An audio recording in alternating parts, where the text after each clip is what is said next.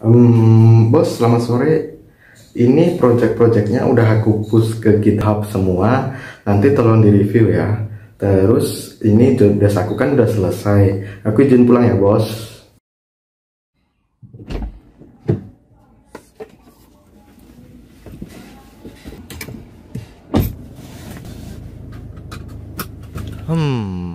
Radio Pancasila jam segini lagi ngobrolin apa ya? Biasanya sih seru. Abis kerja gini dengerin informasi-informasi terkini. Aku coba deh. Berseri, kita belajar Pancasila, kita bernafas dalam sila-silanya. Kita belajar Pancasila, ayo kita jaga untuk Indonesia. Pancasila 13,5 FM, the best and insightful radio. Selamat sore Sobat Pancasila, apa kabar nih? Mudah-mudahan di sore yang cerah ini semuanya baik-baik saja ya. Buat kamu yang lagi beraktivitas di sore ini, atau barusan pulang kerja, semoga harinya terus berjalan dengan lancar dan baik. Amin. Baru lagi bersama saya Yulia di Bursa Budaya dan info sore seputar Pancasila. Seperti biasa, aku bakalan nemenin Sobat Pancasila semua selama 30 menit ke depan. Inilah Indonesia, negeri bersahaja yang terdiri dari 17.000 lebih kepulauan yang membentang dari Sabang hingga Merauke. Rumah bagi 1.300 suku dan etnis yang dibingkai dengan aneka ragam kebudayaan. Memberi inspirasi untuk terus berkarya, memberi kasih untuk dapat toleransi. Berbeda dari biasanya, bintang tamu kita pada kali ini memiliki semangat yang berapi-api, jiwa yang muda. Jadi memang tidak salah pilih lagi, memang cocok untuk membahas dan berbincang-bincang bersama kita mengenai tantangan utama di Indonesia, disorientasi budaya. Apakah teknologi juga berperan dalam pengaruh disorientasi budaya? Teknologi sebenarnya mendorong atau malah mengerus interaksi antar budaya yang sekarang terjadi di Indonesia. Di sini kita telah terhubung dengan Mbak Rachel yang memiliki banyak sekali pengalaman budaya ya, baik di Indonesia maupun skala internasional, terutama di negeri ginseng guys, nih bagi pecinta para Korea ya. Nah, sepertinya para pendengar di rumah nih sudah pada penasaran nih sama Mbak Rachel. Boleh langsung saja memperkenalkan diri Mbak Rachel? Baik, terima kasih atas kesempatannya Mbak Yul. Ya, jadi seperti yang telah disampaikan oleh Mbak Yuliani, pada tahun 2020 tuh saya ikut serta dalam program pertukaran pelajar ke Korea Selatan sebagai salah satu perwakilan dari mahasiswa Indonesia.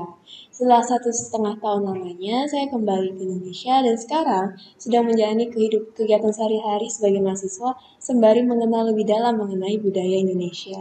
Salam kenal Mbak Rachel. Iya. Tidak hanya satu narasumber saja yang kami undang guys, tapi kita juga menghadirkan narasumber YouTuber yang kekinian. Wow.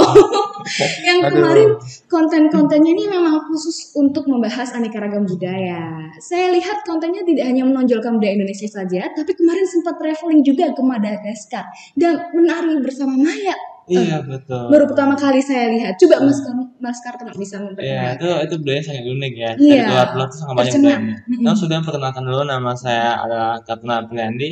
Kalau biasa dipanggil Noleh. Oh iya. Oke guys, emang bintang tamu kita kali ini kocak ya. Ya pasti kan nih kalau dipanggil Noleh. Iya betul.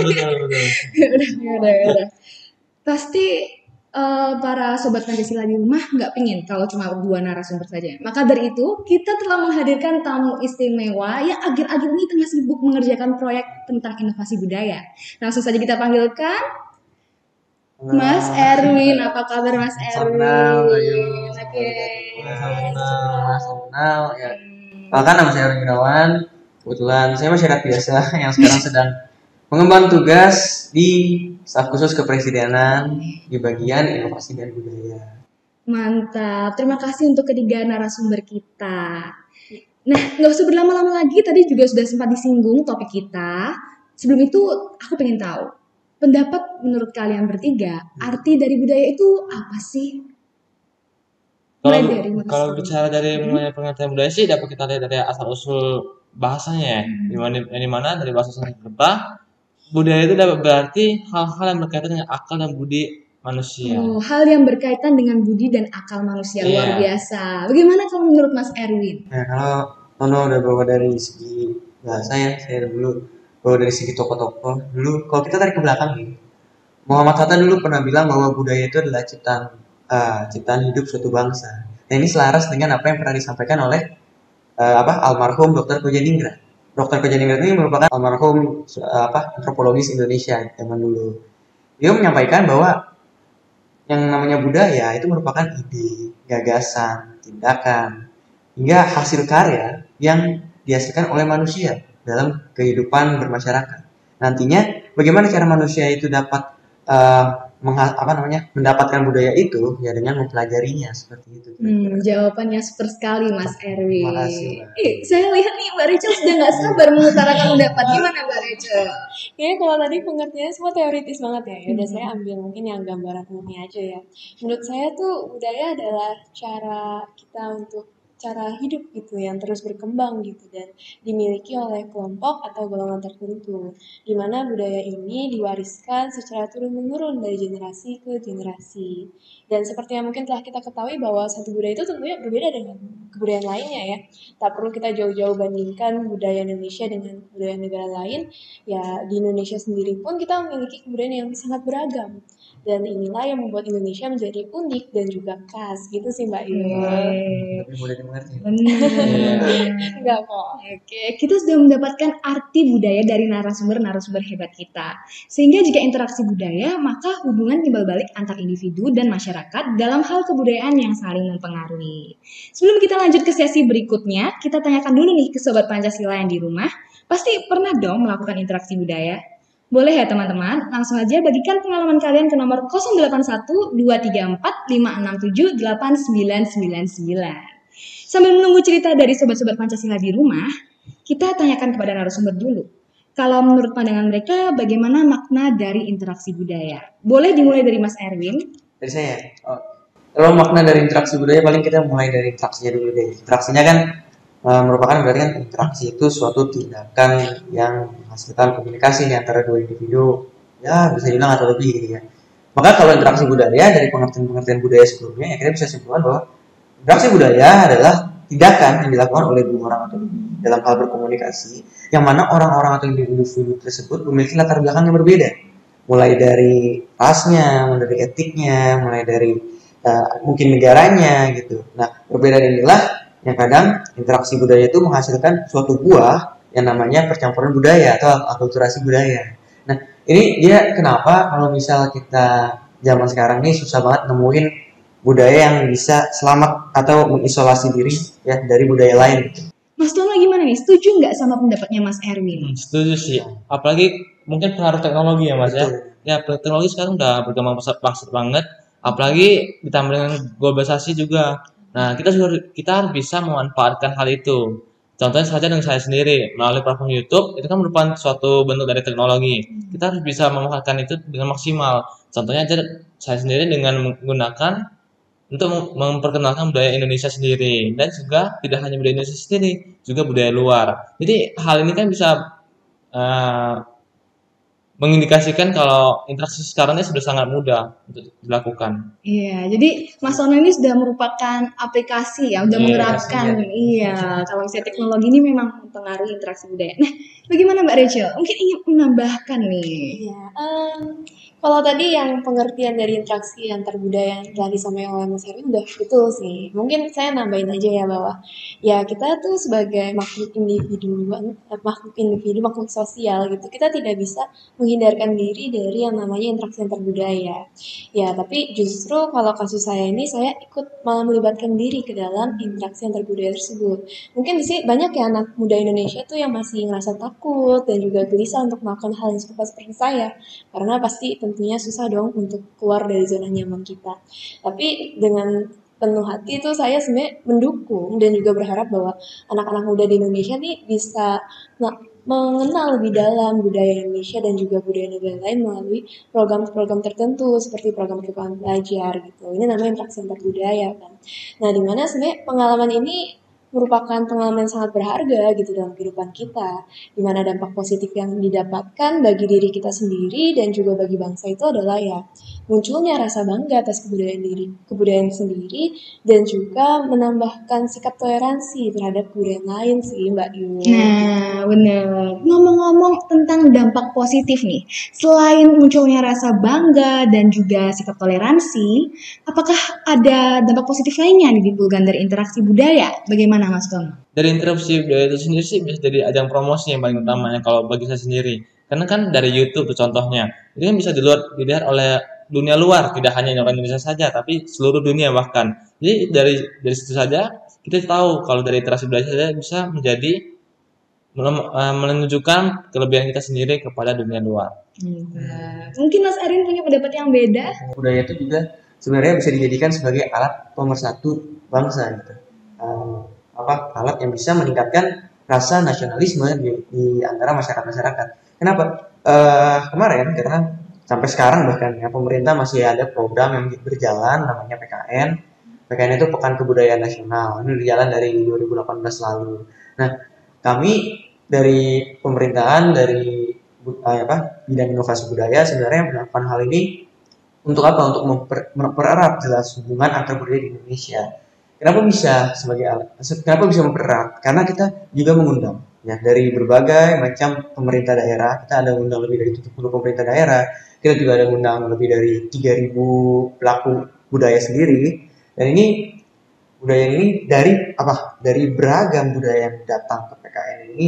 Nantinya tujuan PKN ini agar bisa menyatukan mereka, agar bisa saling memperkenalkan mereka, agar bisa juga yang namanya saling lebih melekatkan satu budaya dengan budaya lainnya, agar hingga nanti terjadi pandangan dan visi bahwa Indonesia itu bukan hanya sekedar Jawa, Indonesia itu bukan hanya sekedar Aceh, namun semua daerah, semua budaya di Indonesia ini ya Indonesia gitu, gabung jadi Indonesia. Semuanya adalah Indonesia. Saya suka sekali kalimat ini. Semangat persatuannya terasa sekali. Nah, tim Pancasila FM sudah memilih salah satu pesan menarik nih. Saya akan bantu bacakan ya bagi Sobat Pancasila yang ada di rumah. Halo Mbak Yulia, kenalin nih, aku Galang dari Ponorogo. Jadi aku sempat ngalamin interaksi budaya. Jadi dulu itu aku sempat pernah pindah ke kota Balikpapan kan selama beberapa tahun. Nah, orang-orang di sana tuh ramah banget gitu, kayak nyambut keluarga aku gitu. Terus waktu mereka nanya aku asalnya dari mana, mereka kayak excited gitu pas denger aku dari Kabupaten Ponorogo. Ya, jadi orang-orang di sana tuh kayak penasaran gitu sama budaya reok Ponorogo. Aku salut sih, mereka begitu terbuka sama kebudayaan lokal daerah lain. Kayak pengen mengenal budaya daerah lain gitu. Bahkan setelah aku cerita tentang itu, mereka jadi pengen gitu berkunjung ke Ponorogo suatu saat nanti. Aku seneng banget sih pas denger itu. Wah, aku juga ikut senang dengernya. Ternyata masih ada loh masyarakat yang memiliki sikap terbuka, mau menerima. Sampai tadi kita juga dengar mau belajar. Padahal itu budayanya bukan budaya milik dia, tapi budaya milik Mas Galang. Gitu. Iya. Nah, kalau menurut teman-teman mengenai kondisi masyarakat di Indonesia secara keseluruhan, apakah peduli dan sikap memberi masih menjadi tradisi? Gimana Mbak Rachel? Apa yang kamu rasakan terhadap masyarakat Indonesia? Masih adakah yang mempertahankan budaya dari leluhur kita? Jadi apakah budaya itu masih dilestarikan ya sampai sekarang? Kalau dari pengalaman saya sendiri nih, 2 tahun yang lalu sebelum saya pergi ke luar negeri tuh, di perumahan saya tuh masih sering diadakan kegiatan bersih-bersih lah, budaya gotong royong bersama-sama gitu kan. Tapi sepulangnya saya ke Indonesia kembali, kok saya ngerasa bahwa tidak ada kegiatan lagi yang diadakan di perumahan saya seperti itu. Nggak ada kegiatan bersama, bersih-bersih, gotong royong, atau apapun itu sudah tidak ada. Jadi sebenarnya saya juga agak ragu sih Mbak Ibu, apakah mungkin budaya seperti gotong royong nih, budaya di Indonesia itu masih dilestarikan sampai sekarang, masih dipertahankan gitu. Mungkin gimana, ada pendapat? Bagaimana dari sudut pandang Mas Erwin? Tadi budaya gotong royong ya? Iya, betul. Kalau jujur menurut pandangan saya budaya gotong royong di Indonesia itu nggak hilang, itu sejujurnya. Sebab kita tahu sekarang dunia bergeser ya. Kita ada teknologi, ada arus globalisasi yang begitu deras. Dan ini jelas membuat beberapa disrupsi perubahan dalam dunia ini, termasuk dengan cara berbudaya orang-orang di dunia, termasuk Indonesia. Ini cara bergotong royong. Kenapa? Karena kita tahu ya, kalau dulu kita mungkin bangun jembatan nih sama-sama gotong royong dianggapnya. Kita bersihin komplek perumahan sama-sama gotong royong dianggapnya. Namun sekarang hal itu bergeser ke arah yang lebih teknologis, ke arah yang lebih global atau lebih mudah dijangkau masyarakat melalui jalur informasi dan teknologi. Contohnya apa? Kita sekarang masyarakat itu bisa bergotong royong membangun IKN. Ya, kemarin pemerintah sempat menawari masyarakat untuk ikut serta untuk mendanai, ya, menghimpun dana sama-sama dari masyarakat untuk membangun IKN di Kalimantan Timur, membangun ibu kota baru ini. Ini adalah salah satu bentuk ya gotong royong. Hanya saja gotong royong yang sekarang ini bergeser fungsinya dari yang dulu dilakukan secara fisik, sekarang bisa dilakukan secara teknologi, seperti itu kira-kira. Nah, mungkin Mas Donon yang sering traveling Iya, pasti punya banyak dong pengalaman. Ya sih, tapi menurut pengalamanku sendiri yang udah menjelajahi beberapa daerah yang juga terpencil di Indonesia, masih ada juga kok yang gotong royong bangun jembatan kecil gitu, panti asuhan atau masjid gitu, walaupun berbeda-beda agama sih bahkan. Tapi benar juga yang kata Mas Erwin tadi, itu juga terjadi pergeseran budaya. Namun mungkin yang tadi skala yang kecil menjadi skala yang lebih besar. Contoh saja melalui kitabisa.com, pasti pada tahu semua kan. Nah, itu kan masyarakat bisa membantu orang lain yang bahkan kita tidak tahu siapa. Jadi masih dikatakan masih ada. Oke, pengalaman yang luar biasa dari narasumber-narasumber kita. Pastinya Sobat Pancasila di rumah bakal mendapatkan insight baru. Seperti slogan kita apa guys? The best and insightful radio. Oke. Tapi Sobat di rumah jangan kemana-mana dulu karena kita akan kembali setelah yang satu ini. Kita belajar Pancasila, kita bernafas dalam sila-silanya. Kita belajar Pancasila, ayo kita jaga untuk Indonesia. Jumpa lagi bersama aku Yulia. Setelah tadi kita sudah membahas mulai dari pengertian budaya, interaksi budaya, hingga kondisi budaya sekarang di Indonesia. Kita jadi bertanya-tanya, sebenarnya apa saja sih yang mempengaruhi interaksi budaya itu? Bagaimana dampak dari teknologi itu sendiri terhadap interaksi budaya? Bagaimana pendapat dari Mas Erwin? Ya kalau menurut saya jelas interaksi budaya dan teknologi ini saling membantu ya. Karena contoh sederhananya adalah kita sekarang bisa berkomunikasi lebih mudah. Nah, kalau kita tarik balik, komunikasi kan salah satu esensi penting ya dalam berinteraksi, apalagi interaksi budaya. Teknologi yang memudahkan kita dalam berkomunikasi ini jelas membuat segalanya menjadi lebih efektif dan efisien. Seperti contoh, dulu kita kalau berkomunikasi harus surat menyurat ya, atau kita harus ketemuan dulu ke rumah orangnya. Sekarang kita nggak perlu. Sekarang udah ada chatting, udah ada video call, video conference gitu. Atau bahkan radio sekarang bisa didengar orang-orang di mana-mana gitu kan. Nah itu mempermudah. Kenapa?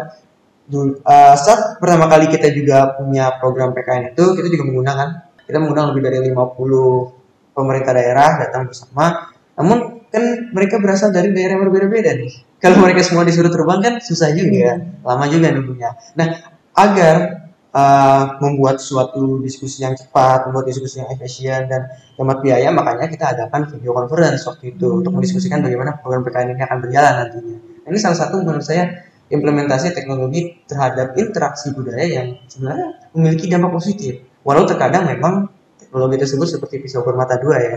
Ya, gimana Mbak Rachel? Ya betul ya seperti yang dikatakan Mas Erwin. Ya tapi kalau kita lihat lagi juga pasti tentunya ada dampak negatif. Dimana dengan pesatnya kita bisa menyebarkan informasi secara cepat, maka juga terjadi penyebaran hoax atau hal-hal yang tidak pantas pada mana saja di sosial media kita dapat dengan mudah menemukan hal tersebut. Nah mungkin ada juga bahasa ya. Bahasa itu kan merupakan salah satu alat komunikasi kita dalam kehidupan sehari-hari. Dimana menurut saya nih teknologi itu memiliki dampak pada gaya berbahasa masyarakat gitu. Dimana di sini dengan adanya teknologi ini memudahkan saya dan juga pasti orang-orang lain gitu ya untuk belajar bahasa daerah dan juga bahasa asing gitu. Ya, jadi ada hitam dan ada putih ya. Jadi teknologi ini bisa mempermudah terjadinya interaksi budaya di sosial media, tapi juga dapat menyebarkan hoax dalam waktu yang singkat. Nah, apa nih yang dirasakan oleh Mas Tono? Ya, tapi benar sih yang kita katakan Mbak Rachel. Tapi selain dampak positifnya, pasti ada dampak negatif, benar kayak tadi ada hitam dan putih. Namun dampak negatifnya mungkin lebih ke kebiasaan kita terhadap bahasa asing. Jangan sampai kita hanya membiasakan bahasa asing saja, sehingga pada saat kita mendengar bahasa kita sendiri atau bahasa ibu kita, bahasa Indonesia, malah merasa aneh. Jangan sampai gitu. Iya. OMG gitu Iya. OMG, kali. Selain itu juga tren sekarang berpakaiannya berubah. Biasanya orang Asia tuh identik dengan pakaian yang tertutup, tapi sekarang banyak anak muda yang menggunakan pakaian minim untuk ke barat-baratan. Nah, menurut kalian tren ini tuh termasuk pengaruh perkembangan teknologi terhadap budaya enggak? Tentu saja Mbak Yun, teknologi informasi itu memudahkan masyarakat untuk mengakses cara berpakaian mau dari dalam negeri maupun luar negeri. Bisa saja dari contohnya dari Google, dari YouTube, apapun itu kita bisa dengan mudah.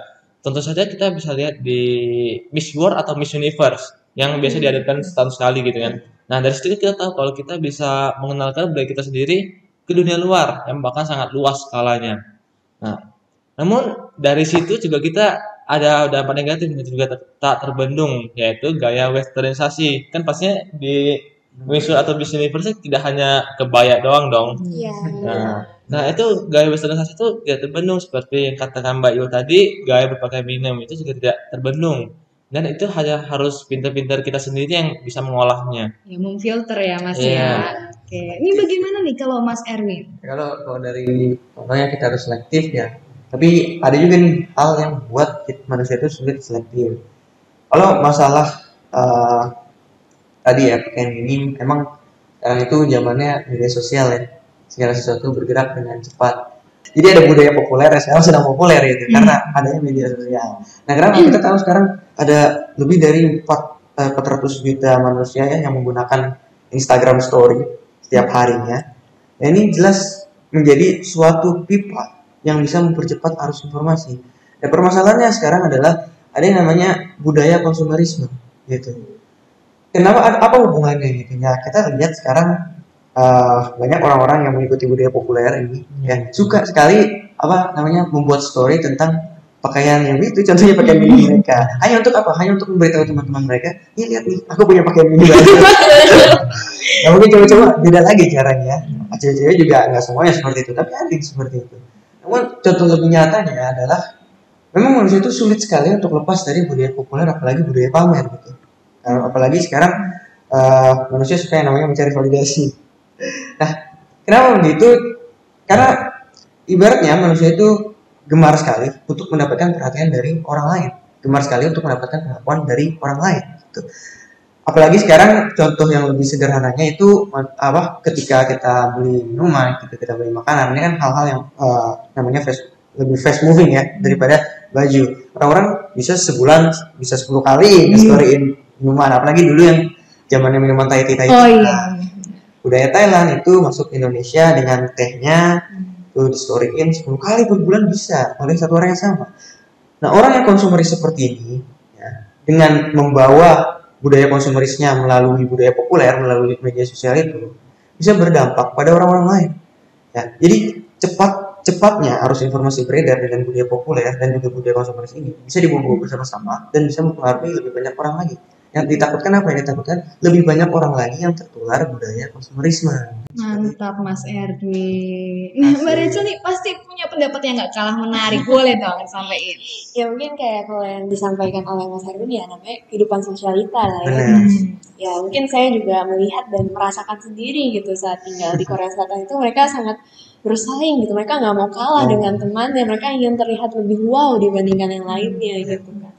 Ya, cuman balik lagi dengan adanya budaya konsumeris di masyarakat gitu ya, ada juga dampak positif yang bisa kita ambil, di mana pastinya dan menciptakan lapangan pekerjaan gitu. Kenapa? Karena kan ada banyak demand gitu ya, banyak permintaan dari pelanggan. Jadi mau nggak mau kita membutuhkan banyak tenaga kerja. Jadi lapangan kerja itu diperluas dan diciptakan dengan adanya budaya konsumeris. Mantul, mantap betul.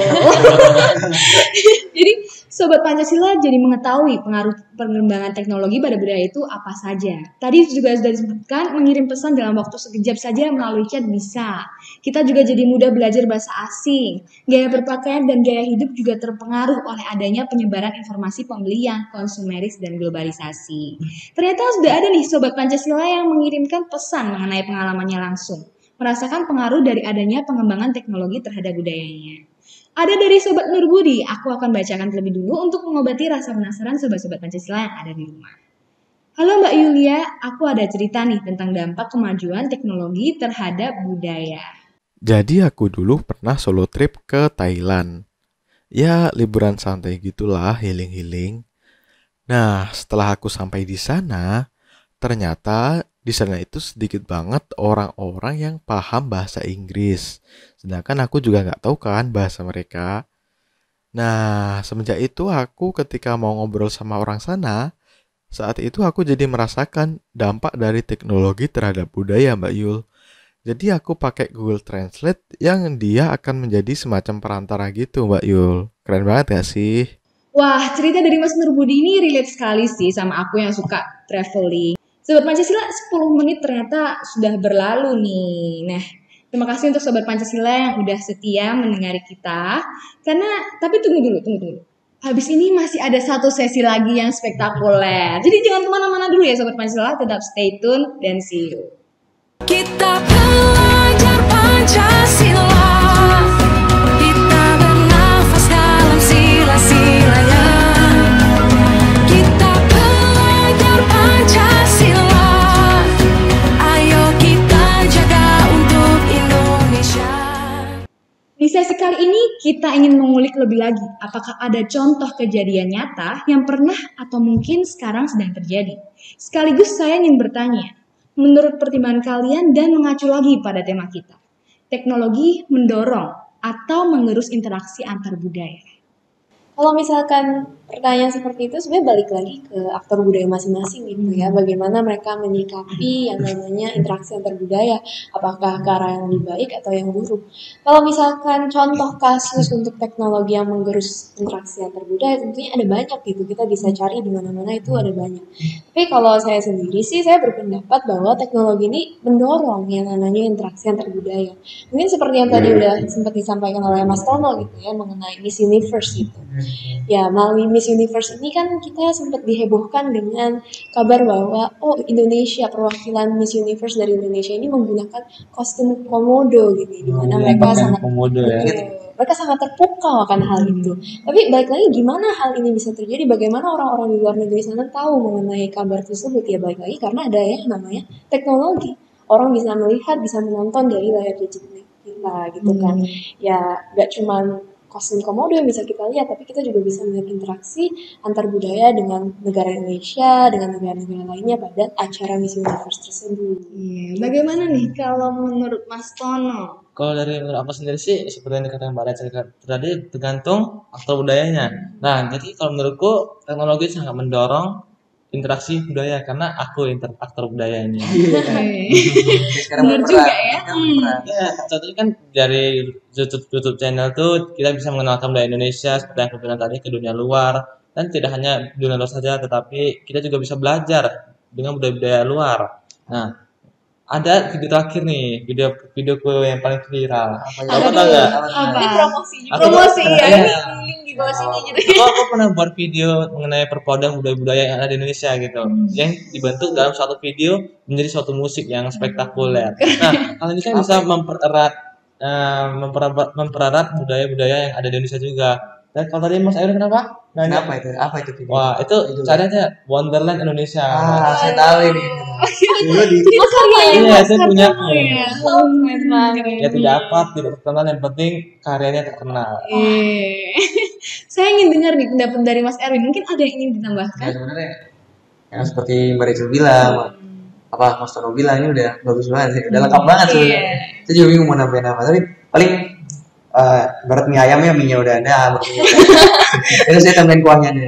Saya hanya bisa menggarisbawahi beberapa hal bahwa ya ketika ada interaksi budaya, apa sekarang yang perlu kita lakukan ya sebagai orang-orang yang paham, orang-orang yang literat dan orang-orang yang mengerti tentang apa itu interaksi budaya adalah mungkin ya pengkoreksian aja, bisa lakukan pengkoreksian terhadap opini-opini yang beredar di ruang maya gitu. Agar apa? Agar tidak terjadi miskonsepsi pada orang-orang luas nih. Orang-orang yang menggunakan sosial media, apalagi sekarang ini cepat banget ya informasi beredar gitu. Nah, kemudian yang gimana contoh dari pengkoreksian tersebut? Kemarin kan kita ada gelar MotoGP ya. MotoGP, ada juga pawang hujan kita Gurara ya. Iya, Yang betul. Gelar Mandalika kemarin, MotoGP Mandalika. Ini kan apa yang dilakukan terhadap Gurara? Sebenarnya di media sosial itu kalau kita trace back ke belakang nih banyak banget nih sentimen negatifnya. sentimen negatif terhadap udara, opini-opini negatif terhadap udara. Ini berarti kan kalau kita hanya menilai apa yang dilakukan udara dengan preferensi dan sudut pandang sempit kita, ini ya nggak bisa. Ini tindakan yang bodoh serta konyol sebenarnya. Kita menghujat beliau karena hanya berdasarkan logika sempit kita. Padahal yang perlu kita lihat ya dari suatu cerita di balik interaksi budaya yang dilakukan udara ini, sebenarnya bukan hanya tentang pawang hujan yang merupakan budaya peninggalan leluhur yang udah tertinggal, kita anggap udah tua, kita anggap udah kuno gitu. Kita nggak boleh anggap gitu. Kita harus melihat hal ini dari sudut pandang imajinasi. Ya karena kita juga sekarang kan dunia sedang bergerak ke arah dream society gitu. Kenapa sekarang segala-galanya harus memiliki nilai yang mana nilai itu mayoritas didapat dari yang namanya storytelling, bercerita. Apa yang dilakukan Bu Lara sebenarnya juga menambah nilai positif terhadap pegelaran MotoGP tersebut. Ya, dimana contoh kita kalau ke Paris ya, kita ke museum-museum di Paris, apalagi museum yang ada foto Mona Lisa gitu. Kenapa saat orang-orang datang ke museum Louvre namanya, orang-orang hanya berkerumun di satu lukisan Mona Lisa, sedangkan banyak lukisan lainnya yang terpanjang. Tapi orang-orang berkerumun foto-fotonya lukisan Mona Lisa karena lukisan tersebut punya nilai, punya cerita di baliknya. Bagaimana lukisan itu dicuri, bagaimana lukisan itu hilang sampai akhirnya ditemukan kembali. Nah, orang-orang yang memiliki imajinasi itu menghargai hal tersebut dan memberikan nilai berdasarkan cerita di baliknya. Dan nilai itu divalidasi berdasarkan imajinasi tersebut. Nah, sama halnya dengan film Superman. Kenapa film Superman bisa terkenal? Kalau orang-orang hanya melihat film Superman berdasarkan logika singkat, logika cetek, ya orang pasti bakal ngomong, ya ini film palsu. Mana ada orang bisa terbang? Yang mana ada orang bisa nembakin laser dari matanya, gitu kan? Ini palsu, tipu-tipu lah, gitu. Tapi orang menerima film itu karena orang bisa terbuka dengan adanya imajinasi. Orang-orang tuh menjadi lebih terbuka dengan imajinasi tersebut. Nah, akhirnya film ini menjadi terkenal karena orang-orang bisa menerimanya. Sama halnya dengan cerita Burara gitu. Kita harus bisa jadi lebih terbuka, apalagi kita rakyat Indonesia nih. Selain itu kan nilai positifnya apa? Kita kan diliput oleh banyak media asing. Media asing juga memuji-muji tindakan Burara. Di luar sana Burara itu disebut sebagai hero of GP Mandalika. Karena berhasil menghentikan hujan tersebut. Nah itu kan sebenarnya kan menambah nilai dari kebudayaan di Mandalika itu tersebut. Gitu. Ini adalah hal yang tidak pernah bisa tersentuh oleh negara-negara lain di barat sana, di luar-luar sana. Kita memberi nilai dari kebudayaan kita dan memberikan cerita di balik GP Mandalika tersebut. Ya, kita sudah mendengarkan jawaban yang super dan kritis ya dari para narasumber. Sekarang kita akan masuk ke Temu Sodimah, bertemu sobat yang ada di rumah. Para pendengar Pancasila 13,5 FM dapat langsung menelpon saja di nomor 081 234 567 8999. Oke, belum ada semenit nih, sudah langsung ada Sodimah kita, sobat yang ada di rumah menelepon. Langsung kita sambungkan saja. Halo. Halo Mbak Yul, selamat sore. Aduh, aku mau curhat nih Mbak Yul. Jadi kakakku tuh baru aja punya anak nih. Ya sekitar umur tahun 2 tahun gitulah. Nah sejak kecil tuh anaknya diajarin bahasa Inggris itu, diajak ngomong bahasa Inggris terus gitu. Padahal dia kan belum mengenal bahasa Indonesia sama bahasa Jawa gitu. Nah itu sih kata kakakku, itu tuh supaya dia nggak ketinggalan gitu bahasa Inggrisnya. Tapi ya itu aku pernah setuju, harusnya kan orang Indonesia atau orang Jawa bahasa ibunya kan bahasa Indonesia atau bahasa Jawa gitu. Gimana nih Mbak Yu solusinya? Mungkin Mas Tono selaku YouTuber yang berkecimpung di dunia media sosial, apakah ada cara yang pas untuk mengatasi hal tersebut? Ya, kalau dari menurut saya sendiri sih, itu bukan sesuatu yang buruk, juga bukan sesuatu yang baik ya. Dan yang penting kita tahu kalau bahasa asing itu sangat diperlukan, apalagi di era globalisasi ini. Tapi, aku ada baca beberapa artikel nih. Kalau ada yang bilang, para ahli bilang kalau lebih baik mengejarkan atau memperkenalkan bahasa ibu sendiri, atau kalau di sini kan bahasa Indonesia, kepada anak. Mengapa? Karena apa yang diajarkan pertama kali kepada anak atau bayi, biasanya itu yang dianggap utama. Itu yang akan diingat, itu yang selalu dilakukan. Makanya ada baiknya kita mengajarkan bahasa ibu karena juga untuk mendukung komunikasi sehari-hari. Ya, jadi kita garis bawahi apa yang dipelajari anak pertama kali itu yang dianggap utama Iya, ya. apalagi kan masa-masa golden age gitu, Iya. masa-masa yang masih lebih baik difokuskan terhadap pengembangan si anak. Benar. Bagaimana pendapat dari Mbak Rachel? Di era globalisasi ini tuh ya persaingan lah balik lagi gitu. Kita harus bisa yang namanya ya bahasa Inggris gitu kan, bahasa yang global. Tapi mungkin kalau saran dari saya ya, kan berdasarkan yang diceritakan dari Mas Galang ini, keponakannya itu masih tinggal di lingkungan yang menggunakan bahasa Indonesia atau bahasa daerah Masnya sendiri gitu kan. Ya, kalau misalkan memang tidak bisa dibicarakan baik-baik dengan kakaknya juga tidak mau menerima pendapat dari Mas Galangnya, mungkin ya Mas Galangnya ini bisa ikut serta dalam memberikan pendidikan bahasa Indonesia gitu kepada keponakannya gitu kan. Karena ya tentunya dengan adanya lingkungan di sekitarnya dan juga Mas Galang yang bisa membantu untuk memberikan pembelajaran bahasa Indonesia atau bahasa daerahnya sendiri itu bisa sangat membantu bagi keponakannya gitu ya. Karena ya balik lagi meskipun era globalisasi, kita kan masyarakat Indonesia, kita harus menanamkan rasa cinta tanah air dan juga kepada bahasa kita sendiri pada anak tersebut, pada keponakannya gitu. Ya mungkin dari saya gitu sih saran yang bisa saya berikan. Iya, rasa cinta tanah air itu memang penting ya. Iya. Nah, ini sebelum selesai nih, Mas Erwin, apa tanggapannya Mas Erwin? Ya, kalau masalah dari Mas Galang tadi ya, masalah mendasar, artinya butuh juga apa, solusi yang berlandaskan alasan mendasar kali ya. Jadi kalau kita pakai first principle rule ya, kalau kita kupas nih satu persatu dari permasalahan ini kan, sebenarnya akar permasalahannya kan ada di apa, fungsionalitas dari bahasa itu sendiri. Kalau kita lihat lagi, kalau fungsi bahasa kan ya jelas untuk berkomunikasi ya, untuk dimengerti dan untuk mengerti gitu. Kalau anaknya ya seperti yang dikatakan Mas Ono tadi, bahasa pertama yang diajarkan yang bahasa asing, bukan bahasa Indonesia. Yang jadi pertimbangan adalah apakah di kehidupan bermasyarakat anak ini tuh bisa mengerti apa yang diucapkan oleh teman-temannya gitu. Yang kedua adalah apakah anak tersebut bisa dimengerti oleh teman-temannya gitu. Ini masalah mengerti atau dimengerti. Karena sejatinya kalau ngomongin soal ketinggalan zaman, ya yang membuat manusia itu ketinggalan zaman adalah ketika dia tidak bisa berkomunikasi dengan individu lainnya. Tapi selama dia bisa berkomunikasi, maka dia bisa mengejar ketertinggalan tersebut. Seperti itu kira-kira. Oke, terima kasih jawabannya yang komplit ya dan super lengkap. Semoga jawaban dari narasumber ini dapat menjadi solusi bagi Mas Galang dan teman-teman di rumah yang juga memiliki dilema yang sama dengan Mas Galang. Waktu kita ternyata selama 40 menit ini sudah selesai ya. Terima kasih kepada 3 narasumber hebat kita ya yang sudah mau membagikan ilmu-ilmu bermanfaat, dan terima kasih juga kepada para sodimah yang udah dengerin obrolan kami dari awal hingga akhir. Nah, sebelum itu nih, negara Republik Indonesia ini bukan milik suatu golongan, bukan milik sesuatu agama, bukan milik sesuatu suku, bukan milik juga sesuatu golongan adat istiadat. Tetapi milik kita semua dari Sabang sampai Merauke. Kita perlu mengingat lagi apa itu Indonesia. Kita semua mewakili nama itu. Toleransi tak pernah menjadi rumus yang kaku atau gagasan keras kepala, melainkan seberapa kita mampu untuk melaksanakan interaksi budaya tanpa adanya rasa unsur mencemooh satu sama lain. Disorientasi budaya tak bisa dilawan olehmu atau olehku, tapi hanya bisa dilawan oleh Indonesia, yang artinya kita bersama. Sampai ketemu di acara Info Sore seputar Pancasila berikutnya. Saya Yuliani Hermanto, pamit undur diri. Kita belajar Pancasila.